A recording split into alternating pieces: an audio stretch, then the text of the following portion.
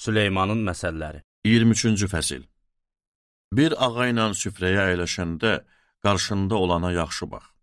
İştahan çox olsa da boğazına sərhəd qoy. Onun ləziz xörəklərinə tamah salma, çünki bu yemək adamı aldadar. Sərvət qazanmaq üçün özünü əldən salma. İdraklı ol, bu fikirdən vaz keç.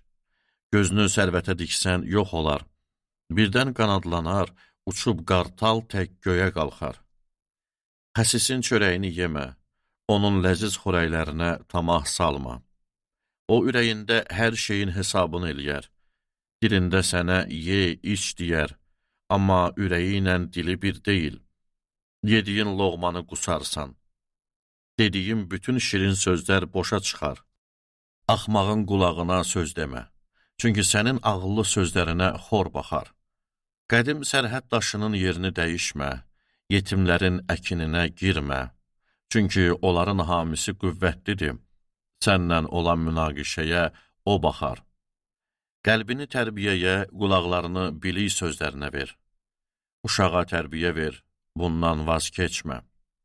Tərbiyə kötəyi ona ölüm gətirməz. Əgər sən onu kötəkləsən, canını ölülər diyarından xilas eləyərsən.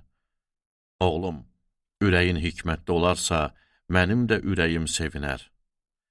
Dilindən düz sözlər çıxarsa, könlüm sevincdən cuşa gələr. Ürəyin günahkarlara qibt eləməsin. Ancaq bütün gün Rəbb qorxusu ilə yaşa.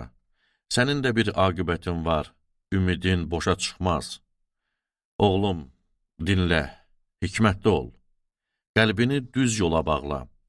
Şərab düşkünü olan əyyaşlara, ət qapan qarınqululara qoşulma. Çünki əyyaş və qarınqulu yoxsullaşar. Yeyib-içib məst olan cır-cındır içində qalar. Doğma atana qulaq as. Qoca anana xor baxma. Həqiqət al, onu satma. Hikməti, tərbiyəni, idraki qoruyub saxla. Salihin atası bolluca fərəhlənəcək. Hikmətlinin övladı onu sevindirəcək. Qoy ata-anan sevinsin, səni doğan fərəhlənsin. Oğlum, ürəyini mənə yönəlt. Gözlərin mənim yollarımı nəzərdən keçirsin. Fahişə dərin bir çuxurdur. Yad arvad dar quyudur. Quldur kimi pusqu qurar, insanlar arasında xainləri artırar. Kimdir yaslı? Kimdir dərdli? Kimin münaqişəsi var? Kimin şikayəti var? Kim boş yerə yaralandı? Kimin gözləri qızarar? Şərab içməyə oturub qalxmayan, gedib müxtəlif şərab dadanlar. Şərabın al rənginə, qədəhdə parlamasına, rahat içilməsinə baxma. Axırda ilan kimi sancar, əfi ilan kimi zəhərlər.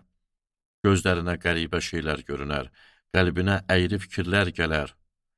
Özünü dənizin ortasında sanarsan, sanki gəmi dirəyinin başında yatmısan.